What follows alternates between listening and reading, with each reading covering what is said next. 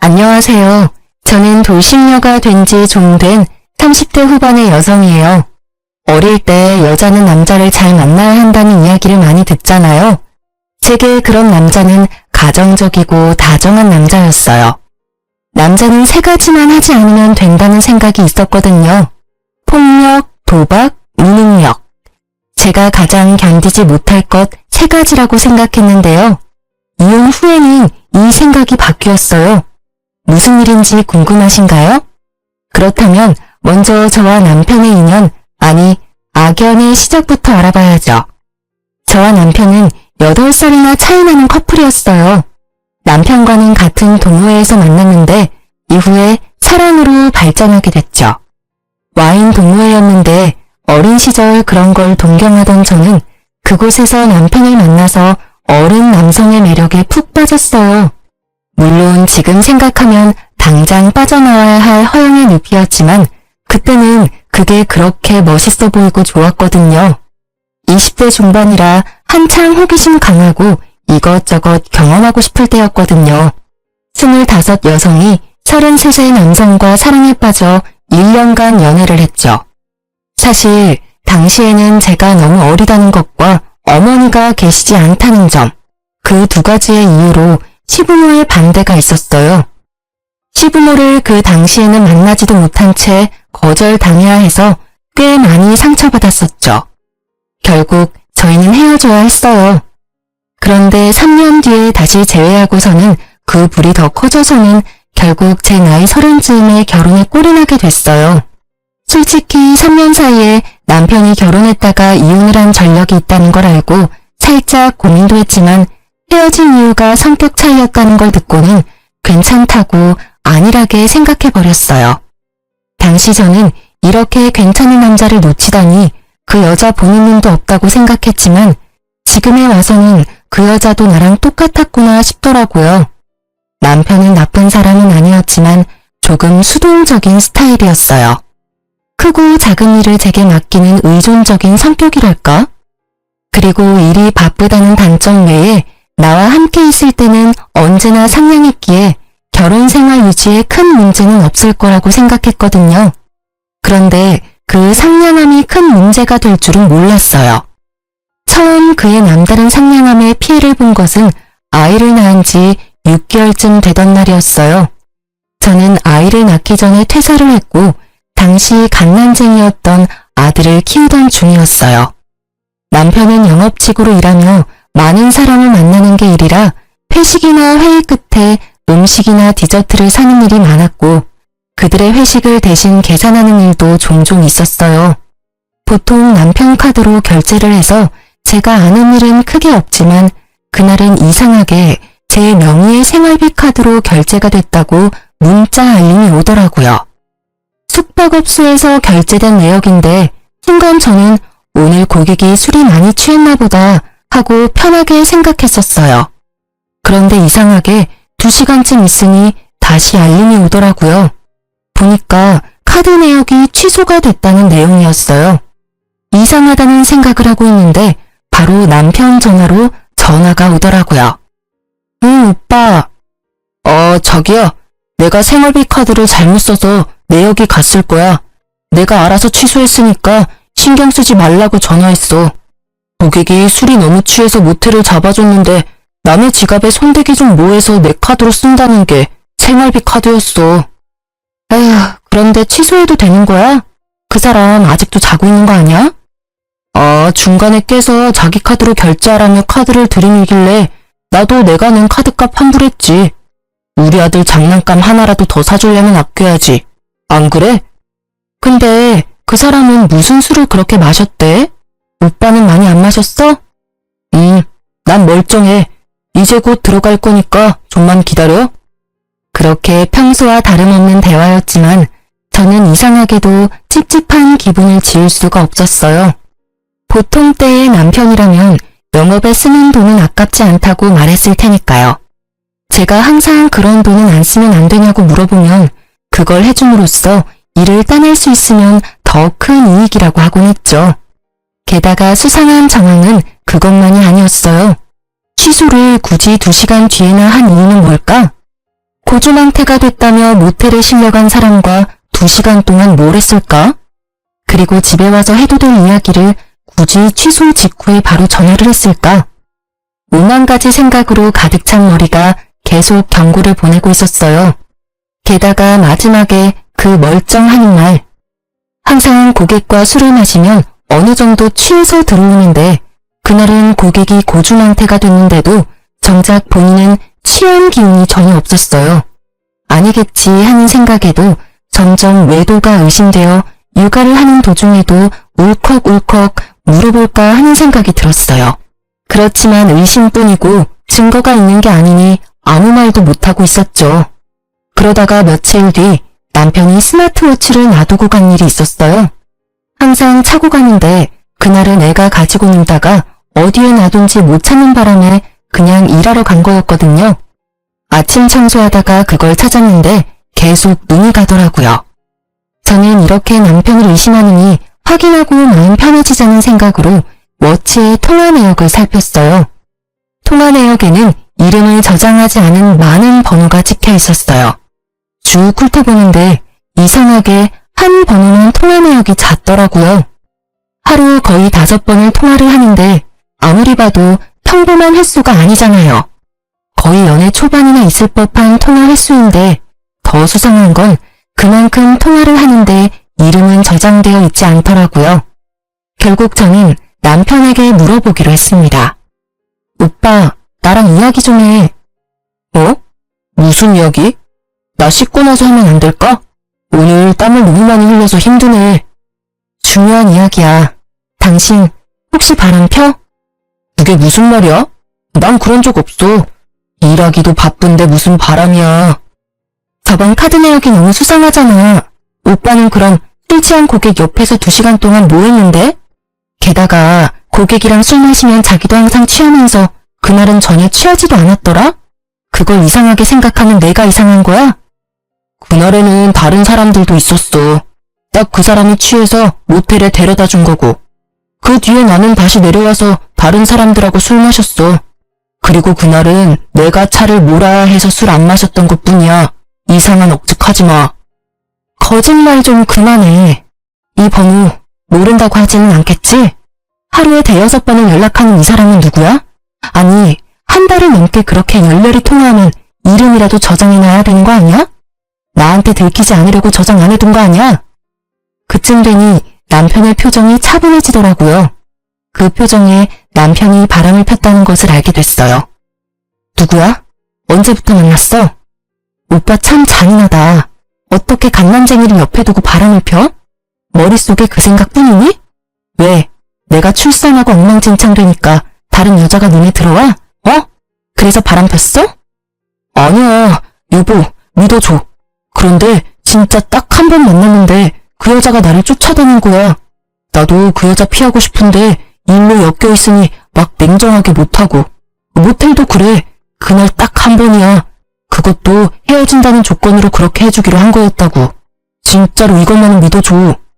이미 제 신뢰는 깨어졌고 남편이 무슨 말을 해도 믿음이 안 가더라고요. 게다가 상대방이 쫓아다녀서 만나줬다는 건 무슨 망언인지. 싫으면 다른 직원에게 그 여자 처분을 맡기면 될 것을 지도 싫지 않았으니까 연락하고 만났던 거 아니에요. 저는 분한 마음을 삭히지 못했어요. 그리고 다음날 예정되어 있던 시댁과의 식사 자리에 참석을 해서는 시부모에게 남편의 바람 사실을 알렸어요. 물론 곧 후회했지만요. 왜인지 잘 아시죠? 팔은 안으로 굽어요. 그것도 심하게. 어머님, 말씀 들어보세요. 오빠 일한다고 늦게 들어오는 동안 다른 여자 만나고 있었어요. 아직 아들이 6개월밖에 되지 않는데요. 그게 진짜니? 우리 애가 다른 여자 만나고 다니는 걸 네가 직접 봤어?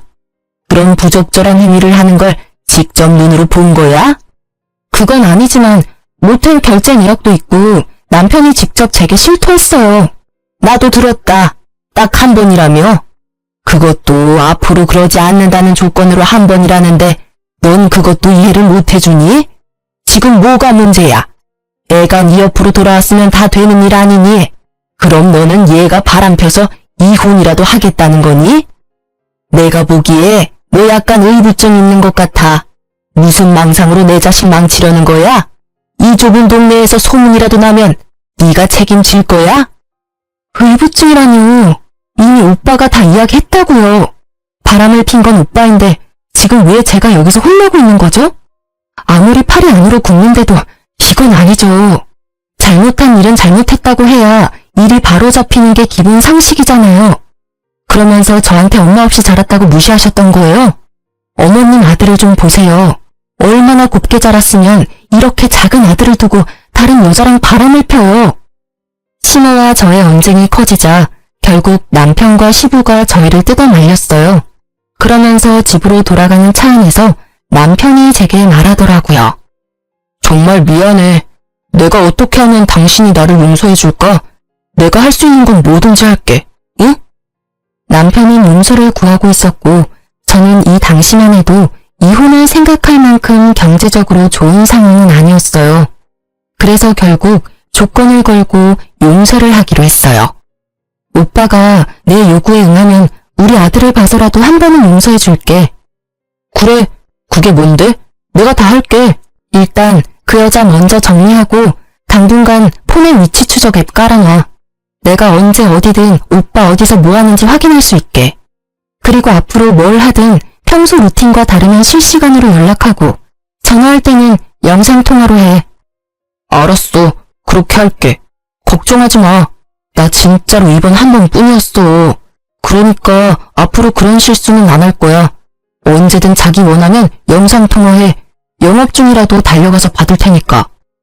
너무도 흔쾌히 받아들이는 남편의 모습이 영 찝찝했지만 그 뒤로 제가 한 말을 철저히 지키는 남편을 보며 정말로 그것뿐이었나 하는 생각이 들었어요. 물론 그건 저의 착각이었지만요. 남편은 매도가 들킨 다음부터 저에게 더 잘해주기 시작했어요. 제가 냉정하게 대할수록 더 살갑게 대하더라고요. 저의 앙금도 살짝 가라앉기 시작했을 때쯤에는 깜짝 선물도 해줬어요. 자기야, 잠깐 눈 좀 감아봐. 갑자기 눈을 왜? 아니, 진짜 감아봐. 어서. 눈을 감은 내 손을 끌어당긴 남편이 제 손 위에 무언가 얹어줬어요. 눈을 뜨니 작은 상자가 있더라고요. 이게 뭐야? 짜잔! 예쁘지? 이거 엄청 비싼 다이아 반지야. 자기 고생시키는데 미안한 마음이 들어서 이번 특별 보너스랑 적금 조금 합쳐서 샀어. 남편은 그렇게 말하며 제 손가락에 반지를 끼워주더라고요. 그 반짝거리는 영문거림이 어찌나 아름답던지 제 눈을 멀게 만들 뻔했어요. 너무 예쁘다. 비싸지는 않았어? 뭐 1000만 원쯤 되긴 했는데 자, 여기 보증서 잘 넣어둬. 저는 남편의 모습에 이제 진짜로 남편이 반성을 하고 있다고 받아들였어요. 왜 외도를 들키면 적반하장으로 나오는 사람이 많은데 남편은 제게 더 잘해주고 있었으니까요. 그래서 마음의 경계를 살짝 허물었어요. 그런데 그런 저의 레이더에 걸리는 게 하나 생겼어요. 다이아 반지 선물을 해주고 난 뒤 남편은 유독 폰게임을 많이 했어요. 처음에는 조금씩 하는 듯 하더니 어느 날은 보니 하루 종일 그걸 켜놓고 하고 있더라고요. 업무 스트레스가 심해서 게임을 하는 건가 하고 생각하고 있었는데 이상하게 어딜 가든 그 게임 앱을 틀어놓고 점점 저와의 대화도 무성의하게 답변하더라고요. 그게 눈에 보이기 시작하니까 저도 이상한 생각이 들었어요.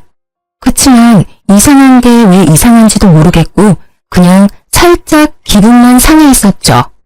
그렇게 눈치만 보던 중 남편이 잠깐 쓰레기를 버리러 나갔는데 그날따라 양이 너무 많아서 폰을 놔두고 갔거든요. 수상한 행동이 게임이랑 관련이 있을 것 같아서 게임을 켰는데 그냥 폰게임이더라고요. 그런데 왼쪽 채팅이라고 적힌 창에 빨간 점이 떠 있더라고요. 이상해서 터치했더니 귓속말이라는 항목이 있었어요.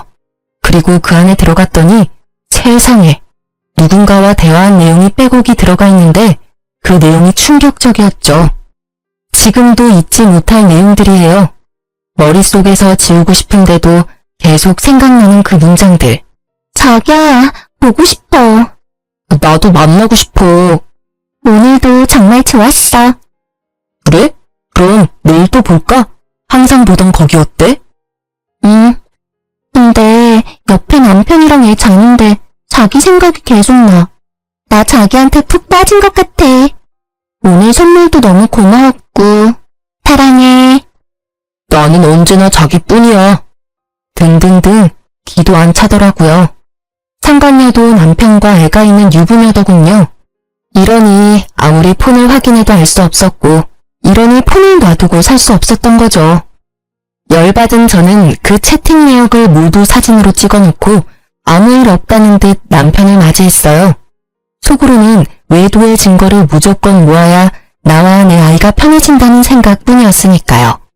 지금 당장 더러운 기분이라도 내 미래를 생각하면 지금보다 좀 더 좋은 타이밍이 있을 거라고 생각했거든요. 그렇지만 그럴수록 제 속만 골마가더라고요. 결국 갈 곳을 잃은 제 분노는 집안일을 하면서 쿵쾅거리며 신경질적인 몸짓으로 나타났죠. 그러다가 반지를 낀 손이 문 모서리에 부딪혀서 다이아 반지의 링과 다이아를 연결하는 받침 부분이 깨졌더라고요. 남편이 미워도 1000만원짜리 다이아 반지는 미울 수 없죠. 선물 받을 때 같이 받았던 보증서를 들고 주얼리 샵을 찾아갔어요. 오늘 손을 문 모서리에 박아서 반지가 깨졌어요. 반지랑 다이아 상태 좀 봐주세요. 고칠 수 있을까요? 혹시 몰라서 보증서를 가져오긴 했는데 필요할까요? 네, 고객님. 제가 확인 먼저 해보겠습니다. 그런데 그걸 확인하는 직원 표정이 이상하더라고요. 그러고는 계속 봤던 곳을 또 보고 또 보고 이상하다는 생각을 하고 있을 때 직원이 무척 조심스러운 표정으로 제게 다가와 반지를 주더라고요. 저기 고객님, 죄송한데 이 반지의 다이아몬드가 보증서의 다이아몬드와는 다른 것 같습니다. 혹시 반지를 잘못 가져오신 건 아니실까요? 네? 그게 무슨 말이에요? 다이아몬드가 보증서와 다를 수 있나요? 이건 보증서가 아니라 다이아몬드 감정서입니다. 제가 말씀드리기가 조금 조심스러운데 이 반지는 엄밀히 말하면 다이아몬드가 아니에요. 감정서를 보면 거의 1000만원대의 다이아몬드인데 지금 이 반지의 보석은 다이아몬드가 아니에요. 시그니티 스톤이라고 지르콘이야 큐빅인 것 같아요. 순간 제 머리는 텅 비었어요. 1000만원짜리 반지가 몇십만원도 안 되는 가짜로 변하는 걸 눈앞에서 목격했더니 정말 놀랍더라고요. 혹시 이 보증서, 아니 감정서는 진짜일까요? 감정서는 제가 보기에는 진품 같습니다. 그렇지만 이 감정서와 이 반지의 가치는 같지 않아요. 감정서는 진짜고 반지는 가짜라는 직원의 말을 들으니 딱 견적이 나오더라고요. 이 나쁜 놈이 나한테는 가짜 반지와 진짜 감정서를 주고 상간녀에게 진짜 다이아몬드를 준 것 같더라고요. 감정서는 구매해야 주는 거라고 하니까요. 저는 점점 열이 오르는 것을 실시간으로 느끼고 있었어요. 주얼리샵에서 쪽팔리는 건 둘째치고 정말 지금 당장 이혼하고 싶은 생각밖에 없었거든요. 그렇지만 저는 냉정하게 생각하기로 했어요. 그래서 그 주얼리샵에서 가짜 반지의 훼손된 부위를 고칠 수 있는지 물어봤어요. 직원은 고쳐준다고 했고 금방 수리를 받고 나왔습니다. 그리고 저는 그 길로 남동생에게 전화를 했어요. 남동생은 늦둥이인데 당시 대학생으로 곧 취업을 앞둔 예비 직장인이었어요. 그래서 생각보다 시간이 많이 있었기에 저 좀 도와달라고 했죠. 내 형이 외도를 하는 것 같다는 말을 했더니 남동생이 기꺼이 제 손과 발이 되어주겠다고 하더군요. 그렇게 저는 동생에게 남편의 미행을 하게 했어요. 남편이 여자를 만나면 여자를 따라가서 어디서 일하는지, 어디에 사는지, 어떤 사람을 만나는지 알려달라고 했어요. 이후 동생이 보내온 문자에는 여자의 직장과 집 주소와 둘을 미행하며 찍은 사진이 다 찍혀 있더라고요. 게다가 동생 말에 따르면 두 사람은 불륜을 저지르기 위해 차를 이용하지 않고 대중교통을 사용하며 어떤 곳이든 현금을 이용했다고 하더라고요. 이렇게 치밀하게 외도를 하다니 그 이야기를 남동생의 입으로 듣는 저는 자괴감과 분노로 불타올랐습니다. 어떻게든 이 두 연놈에게 복수를 해야겠다고 생각했어요.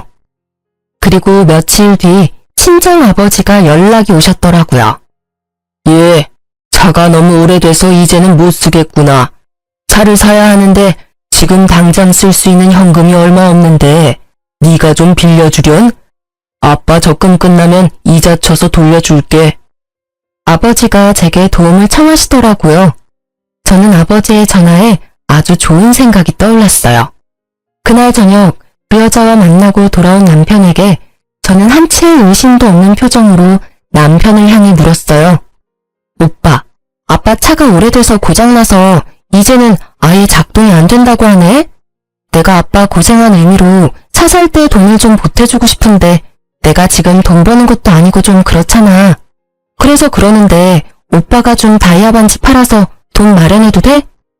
제 말에 남편의 얼굴이 순식간에 흑빛으로 변하더라고요. 그 표정을 진짜 박제하고 싶을 만큼 웃겼습니다. 가짜 반지를 줬다는 그 명확한 증거가 얼굴에 드러났거든요. 내가 이게 가짜라는 걸 모르고 팔러 간다면 다 알게 될 거라고 생각했는지 초조하게 생각하더니 이내 말하더라고요. 자기야, 그 반지는 내가 자기한테 준 선물이잖아. 쉽게 팔려고 하지 말고 잠깐 있어봐. 어차피 장인어른 차도 바꿨어야 했고 나도 사위된 입장에 도움을 드리는 게 맞는 것 같으니까 내가 돈 마련해서 줄게. 그럴래? 그럼 좋지. 그렇잖아도 내일 주얼리 샵이나 갈까 했거든. 그동안 정이 많이 들었는데 그래도 돈 없을 때는 폐물을 파는 게 돈이 되니까.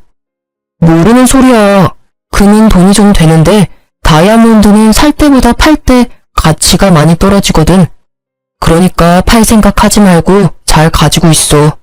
내 사랑과 신뢰의 증거니까. 그렇게 말하는 그놈의 입을 확 꼬매고 싶을 만큼 충동적인 분노가 올라왔지만 꾹 참았어요. 이 가짜 반지로 1,000만 원을 벌었으니까요. 저는 남편에게 싱긋 웃어주고 그 다음날 남편이 보내온 1,000만 원을 아버지 통장으로 냉큼 보내버렸어요. 친정아버지는 큰 돈에 깜짝 놀랐고 저는 일단 쓸 만큼 쓰시고 나머지는 넣어두라고 했죠. 이왕이면 다 써도 된다고 했어요. 이 나쁜 놈은 나랑 결혼하고 장인어른한테 신경 쓴 적이 단 한 번도 없으니까요. 아버지에게 주는 위자료라고 생각하는 게 맞겠죠. 그리고 저는 이 가짜 반지의 마지막 사용처를 이미 결정해둔 상태였어요. 이치 오빠, 다음 주 토요일에 사촌 언니가 결혼한대. 내가 애 본다고 못 가겠다고 했는데 꼭 오라고 하더라고. 근데 지방이라서 1박으로 다녀와야 하는데 갔다 와도 될까? 오빠는 힘들 테니까 집에서 쉬고 나도 오랜만에 친정 식구들하고 여행 가는 기분으로 다녀오게. 애기랑 같이 가서 애기 자랑도 하고 이왕 간 김에 오빠가 준 다이아 반지도 자랑하고 오게. 물론 사촌 언니의 결혼은 거짓말이었어요. 그렇지만 남편은 보기 좋게 걸려들더라고요. 네, 갔다 와. 당신도 바람 좀 쐬야지. 아들은 나랑 있으면 더 올 것 같고 아직은 엄마 품이 더 좋은 것 같으니까 같이 갔다 와. 대신 그 다음날에는 내가 육아 전담할 테니까. 그럼 괜찮겠지? 그놈은 웃으며 제게 그렇게 말했습니다. 그 시커먼 속을 제가 모를 줄 알았나 봐요. 눈에 띄게 즐거워하는 눈빛을 보니 이번에도 제가 없는 틈에 상간녀와 만날 것 같더라고요. 그 모습을 보며 저는 속으로 비웃었지만 겉으로는 환하게 웃으며 말했어요. 응, 고마워. 사실 그날 오는 사촌 언니가 주얼리 디자인을 하는 언니거든. 그 언니한테 이렇게 예쁜 다이아 보기만 했지 선물 받은 적은 없지? 하고 자랑할 거야. 언니가 완전 부러워하겠지? 일부러 그렇게 말했어요. 이거 가짜라는 거 이제 곧 밝혀진다는 걸 알려줬죠. 남편의 얼굴이 다시 똥 마려운 개처럼 초조해 보이더라고요. 제 알 바 아니지만 이쯤 되면 이 똥 마려운 개가 뭔가 조치를 취하려고 할 거라 예상했어요. 자기야, 근데 가만히 생각해보니까 당신 몸도 아직 힘들고 이번 결혼식은 가지 않는 게 좋을 것 같아. 그냥 집에서 쉬지 않을래 같이? 안 돼, 이번에는 꼭 가야 해. 그 언니는 나랑 자매처럼 컸어. 게다가 엄마랑도 오랜 시간을 같이 보내서 나한테는 각별한 사람이라고. 이번에는 무슨 일이 있어도 갈 거야.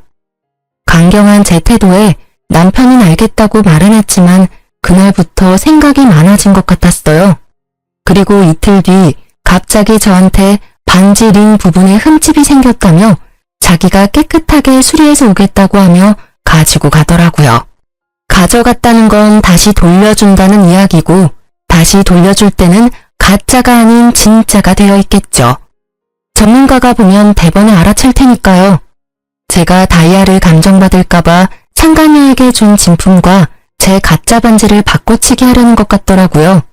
제가 생각한 그대로 행동하는 남편을 보며 저는 오밀불만 기다렸어요. 진짜 다이아몬드 반지를 말이죠. 그리고 가짜가 아닌 진짜를 가져온 날. 저는 그날부터 손에서 빼놓지 않고 매일 끼고 있었어요. 그리고 사촌언니의 가짜 결혼식 날이 가까워졌어요. 저는 남편을 시댁에 보내놓고 몰래 상간녀의 직장을 찾아갔어요. 그리고 점심 먹으러 나오는 상간녀에게 다가가 말을 걸었죠. 안녕하세요. 누구세요? 저 당신이 바람피는 남자 와이프예요. 잠시 카페에서 얘기 좀 하실래요? 직장 앞에서 시끄러워져도 좋다면 전 여기도 상관없어요. 상간녀의 표정이 살짝 당황하는 듯 하더니 이내에 당당해지더라고요. 참 이상한 게 왜 불륜을 저지르는 것들은 그렇게 당당할까요? 이 여자도 딱 그 모양새였어요. 내 남자에게 사랑받는다는 그 자신감이 이 해픈 여자를 당당하게 만든 모양이니 그걸 확 깨부셔주고 싶었거든요. 당신이 우리 남편이랑 깊이 사귀고 있는 거 알아요. 그래서 당신한테 하나 알려주려고 왔어요. 그 남자 보기보다 여자가 많아요. 당신 말고도 만나는 여자가 있으니까요. 그걸 왜 저한테 이야기하세요? 우리 사이 흔들려고 하시는 것 같은데 저는 그런 거에 흔들리지 않아요. 그 사람은 서로 이혼하고 결혼하자고 했거든요. 그 말에 거짓이 없다고 생각해요. 싸움에 진 개가 여기까지 와서 짖는 건 좀 아니죠?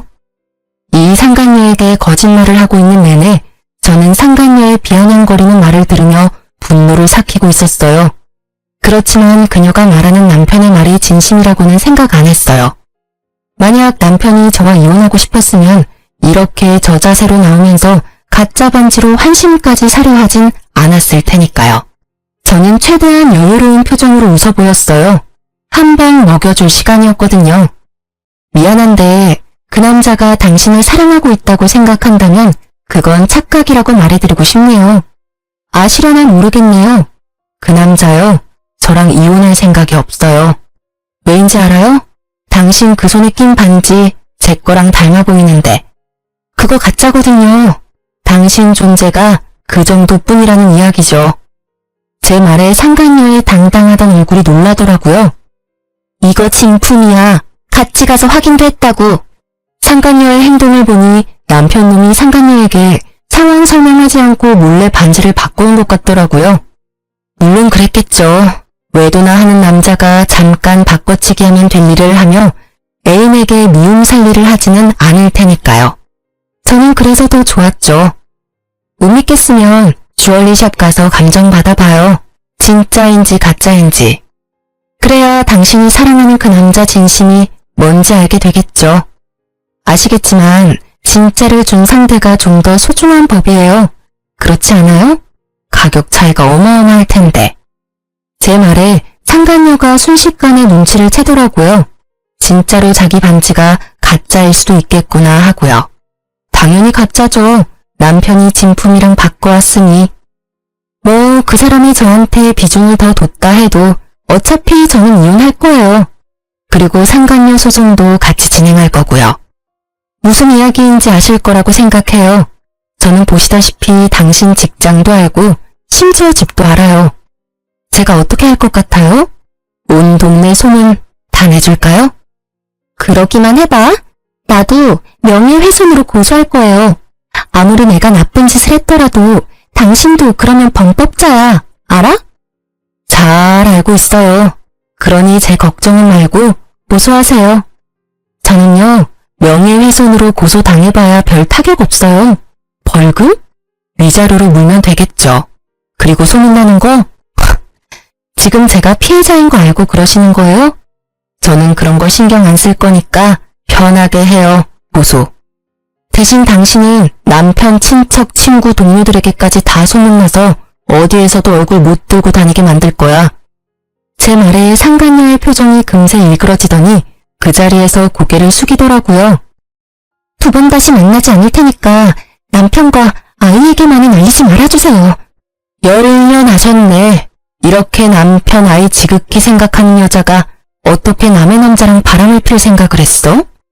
그냥 계속 만나면서 내가 언제 너희 집 직장에 소문낼지 기대하고 있으라고. 저는 그렇게 말해주고 상간녀를 놔두고 나와버렸어요. 딱히 소문을 내고 싶은 마음은 없었어요. 제가 그 상간녀에게 주고 싶었던 건 언제 소문이 날지 모른다는 두려움, 바로 그거였거든요. 평생을 조마조마하게 눈치 보며 살라고요.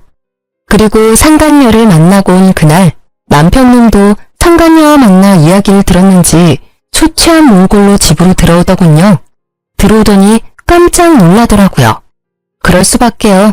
제가 세팅을 다 해놨거든요. 남편놈 불륜 자료와 시부모님까지. 왔어? 그 여자는 잘 만나고 왔나봐? 얼굴 보니 다 들었나 보네. 너 꼭 그렇게까지 해야 했어? 그 여자 왜 찾아갔는데?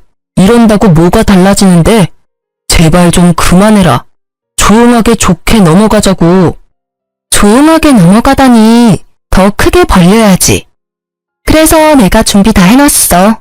어머님, 아버님한테도 다 보여드렸어. 보셨죠? 남편의 애까지 있는 여자랑 바람나서 자기야 사랑해 하하호호 하며 즐겁게 지낸 거. 아무리 그래도 어린애를 두고 너무한 거 아닌가요? 바람 피면서 지 자식 얼굴은 무슨 낯짝으로 마주봤나 몰라요. 네가 뭔가 잘못한 거 아니니? 이 대화 내용이 우리 아들이 한 거라는 증거도 없잖니? 게다가 이제까지 잘해줬다면서. 그거면 됐지. 남편이 돌아올 때까지 기다렸으면 될 거 아니야? 아니 외박을 하기를 해. 그 여자랑 단둘이 여행을 가기를 해. 꼬박꼬박 집에 들어오고 애 잘 보고 집안일 잘해주는 남편한테 뭐가 모자라서 이렇게 들쑤시고 다녀? 어머니, 잘해주고 잘못을 저지르면 다 용서해야 하나요? 세상에 그런 게 어딨어요. 외박하고 단둘이 여행을 꼭 가야 외도인가요? 두 사람 대화 내역과 모텔 간 횟수를 보세요. 제가 꼭 이렇게 노골적으로 이야기를 해야겠어요? 아, 혹시 첫 번째 부인도 이렇게 이혼했나 보죠? 제 버릇 남 못 준다고 그때도 똑같이 그랬나 봐요. 그래, 그때는 내가 상간녀가 될 뻔했지. 어디서 아무것도 모르는 게 여기 와서 난리야? 너 그 당시에 유부남이랑 사귀었다고. 너도 그 상간녀랑 다른 게 뭐야? 어디서 이게 잘난 척 어른들한테 따지고 들어? 시모의 폭탄 발언에 저도 순간 말문이 막혔어요. 분명히 제게 이혼했다고 이야기했었는데 그게 아니었더라고요. 이 나쁜 놈은 이혼 직전 별거 기간 중에 저를 만난 거였어요. 그 사실까지 알게 되니 더 이혼해야겠다는 생각이 들더라고요. 그때 분명 돌싱이라고 했어요. 이혼했다고 했으니까 만났지. 와이프 있었다는 걸 알았다면 절대 만나지 않았을 거라고요. 그때부터 나를 속였어. 나까지 망치려고. 나를 상간녀로 만들 뻔했다고. 야, 이 나쁜 놈아. 제가 받은 충격은 상상 이상이었어요. 나를 상간녀로 만들 뻔했던 남편놈의 대담한 행각에 그저 말문이 막힐 뿐이었어요. 그런 내게 아직 할 말이 남았는지 남편은 여전히 구구절절 내게 핑계 겸 탓을 하더라고요. 그래, 내가 총각 행세는 했지만 그때는 이혼 전 별거 중이었어. 그만큼 내가 너를 좋아했다고. 내가 바람은 피웠지만 언제나 너한테 돌아왔잖아. 이번에도 기다려줬으면 네 옆으로 돌아왔을 거라고. 그리고 내가 바람 핀 게 그렇게 충격적이야? 아니, 내가 바람을 안 피는 게 이상한 일 아니야? 네 그 모습을 보면 어떤 남자가 당신한테 매력을 느낄 수 있어. 내가 잘못하긴 했지만 당신도 너무 편하게 있었던 거 아니야? 좀 꾸미고 예쁘게 있을 수도 있잖아. 바람을 필 원인을 당신이 제공한 거나 다름없다고. 나를 좋아했다는 사람이 이런 짓을 해? 그래놓고 내가 원인을 제공을 했다고? 내가 잘못한 게 있다면 네 새끼 아들 낳아서 키우느라 꾸미지도 못하고 몸매 망가진 거 하나야. 내가 원해서 망가졌어? 그럼 나 혼자 원해서 애 낳았니? 어디서 그딴 식으로 말할 수가 있어? 지금 벌어진 일들 중에 어느 것 하나 내가 원인이 된 일은 없어. 전부 네 잘못이지. 의지박약에 여자라면 환장을 하는 나쁜 놈. 그래, 결혼하고 애 낳고도 예쁘게 차려입고 몸매 관리하는 여자가 그렇게 좋았어? 그럼 뭐해? 그 여자도 불륜이나 저지르는 상간녀인데. 물론 네가 원한 건 하나도 없겠지. 그렇지만 매일 그 얼굴 보고 살아야 하는 내 생각도 좀 해줘야지. 게다가 내가 이만큼 숙여줬으면 너도 좀 양보해줘야 하는 거 아니야? 뭘 모르고 있나 본데 어찌됐건 나는 피해자고 그쪽은 가해자야. 이 책 배우자. 그 말 뜻이 뭔지는 알지? 바람은 빼박이라고. 자, 결정해. 합의 이혼할 건지 소송으로 갈 건지. 합의하면 5천만 원에 반지, 아기 친권, 양육권 내가 가져갈 거야.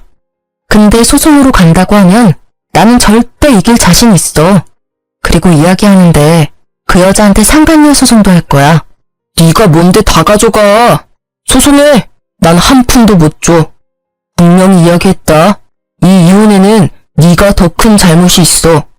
혼인 생활을 유지하지 못할 결정적인 사유. 나는 바람은 피웠어도 너랑 집에 최선을 다했다고. 남편 놈의 논리는 하나부터 열까지 기발한 것뿐이었어요. 어떤 환경에서 자라면 저런 논리적인 또라이가 될 수 있는 걸까요? 저는 콩숨을 치며 남편의 말에 맞받아치려 입을 열었어요. 그런데 그때 시부가 먼저 호통을 버럭 치시더라고요. 둘 다 그만해라. 내가 너한테 그 돈 줄 테니까 둘이서 그만 싸우고 깔끔하게 헤어져. 여기저기 남들 입방아에 오르내리면 그것만큼 보기 흉한 것도 없어. 아버지, 제가 불쌍하지도 않으세요? 돈도 위자료로 다 뜯기고 애도 뺏기게 생겼다고요. 왜 제가 다 잃어야 하는데요? 불쌍하기는 좋아서 바람 펴놓고 이제 와서 피해자인 척이야? 왜? 이번에도 변명해봐. 그 여자가 당신 쫓아다녀서 딱 한 번 자줬다고. 내가 첫 번째 외도 때 그냥 인연 끊었어야 하는데 이제껏 끌고 온 것 자체가 문제였어. 아니, 그게 첫 번째가 맞긴 했어? 내가 모르는 다른 여자가 여기저기 있을지도 모르지. 진짜 징그럽다. 사람들은 알아? 이런 식으로 겉과 속이 다르게 사는 거. 나한테 잘해주면서 그딴 식으로 생각했다는 것 자체가 충격이야. 그만하라는데도. 너 앞으로 결혼해 결자도 꺼내지 마라. 여자 만나고 싶으면 결혼하지 말고 미혼 상태로 만나. 괜히 결혼해가지고 이런 분란을 2번이나 만들고. 내가 네 첫 이혼 때도 얼마나 창피했는지 알고나 있어? 네가 나한테 아들 노릇하고 싶다면 적어도 그 정도 책임은 져라. 앞으로 또 이런 구설수 생기면 상속은커녕 내 재산 전부 사회에 기부해버리고 갈 거니까. 시부는 동네에서 작은 음식점을 하시는데 아무래도 동네 사람들 상대로 하시는 장사다 보니 이런 안 좋은 일에 민감하셨거든요. 제가 보니 첫 번째 결혼 때도 이래저래 이야기가 많아서 장사에 악영향이 있었던 것 같더라고요. 그러니 이번에 아들이 2번째 이혼을 했다고 소문이 나면 이래저래 저번보다 더 타격이 클 것 같았는지 돈으로 조용히 무마하고 싶어하는 눈치였어요. 저야 그 편이 훨씬 좋았지만요. 사실 이 시댁에 좋은 기억이라고는 하나도 없잖아요. 연애 때도 거부당하고 결혼 때도 겨우 허락받았고 지금은 아예 골칫거리 취급당하고 있으니까요. 결국 시부의 불호령으로 이혼은 합의로 끝내기로 했습니다. 저는 결국 제가 원하던 걸 가져오게 됐어요. 위자료에 친권, 양육권, 그 와중에 진짜 다이아몬드 반지와 아버지 차 살 때 준 돈까지 찰뜰하게 다 챙겼어요. 애 아빠니까 양육비는 꼬박꼬박 보내. 보내지 않으면 오빠 회사에 찾아가서 모두 밝혀버릴 테니까. 영업하니까 평판이 얼마나 중요한지는 잘 알겠지? 나도 한다면 하는 여자인 거 오늘 봐서 알 거 아냐. 그 말을 꺼내는데도 그놈은 아무 대꾸도 없더라고요. 그 이후로 이혼하고 지금껏 제게 찾아오거나 연락을 한 적이 없었어요. 솔직히 저도 받을 거 다 받았으니 이제는 인연을 끊어버리고 싶었어요.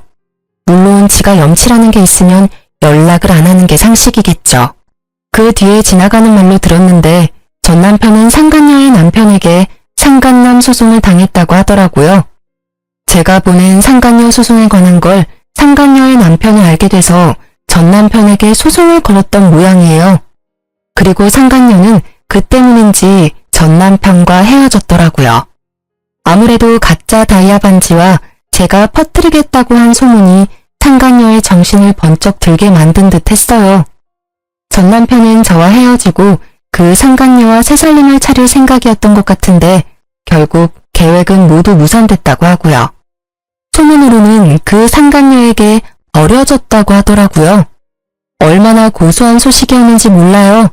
들으면서도 엄청 비웃어줬어요. 고작 이 정도의 깨질 사이면서 모든 걸 걸고 불륜을 저지르다니. 게다가 시부모 또한 아들 자식 바람나서 처자식 버렸다는 소문이 온 동네를 휩쓸어버리는 바람에 동네 장사 접고 다른 곳으로 이사를 갔다고 하더라고요. 그리고 전 남편은 상간녀와 헤어지고 난 뒤에야 직장에 소문이 나는 바람에 회사를 옮겼다고 하더라고요. 나중에 한 사실인데 전 남편이 저와 헤어지지 않으려고 저한테 잘해주려고 했던 이유가 따로 있더라고요. 이미 첫 번째 이혼에서 여자를 너무 좋아해서 바람 때문에 이혼했다는 소문이 직장에 쫙 퍼졌다고 하더라고요. 그런 와중에 두 번째 이혼만은 절대 사수하려고 한 모양이었어요. 어떻게든 정상적인 사람으로 보이고 싶었나 봐요. 결혼을 2번을 했는데 2번 다 외도로 이혼했다고 하면 분명히 그런 사람으로 찍힐 거라고 생각한 것 같더라고요. 그런 소문이 무서우면 그런 행동을 하지 않으면 될 일을. 결국 습관처럼 다른 여자하고 붙어먹다가 이 난리를 만들게 됐으니 자업자득이죠. 어쨌든 그 퇴사 소식에 이제 절대 저와 만날 일 없을 거라는 생각에 속이 후련해졌어요. 저는 친정아버지와 함께 아이 키우며 잘 지내고 있어요. 애가 어느 정도 커서 일에 다시 복귀했죠. 이제는 몸매 관리도 좀 하고 예쁘게 꾸미기도 해요. 아줌마지만 꾸미기 시작하니 점차 자존감이 올라오더라고요. 최근에는 좋은 감정으로 만나는 사람도 있는데 아이의 앞날을 먼저 생각해서 어떻게 할지 결정하려고요. 사랑도 중요하지만 제게는 아이가 더 중요하다는 생각이 요즘에는 특히 더 강해졌어요. 사랑에 함정이 많다는 걸 알게 돼서 그런 것 같아요. 힘들 때 이런 사연 보며 정신적으로 도움을 많이 얻었는데 제가 이렇게 쓰게 되니 어색하지만 후련하기도 하네요. 사연을 쓰면서 다시 깨달은 거지만 바람 피는 건 용서를 하는 게 아니에요. 그냥 바로 거르는 게 정답이죠. 모두들 이건 잊지 마세요. 긴 글 끝까지 읽어주셔서 너무 감사하고 모두들 행복한 하루 보내세요.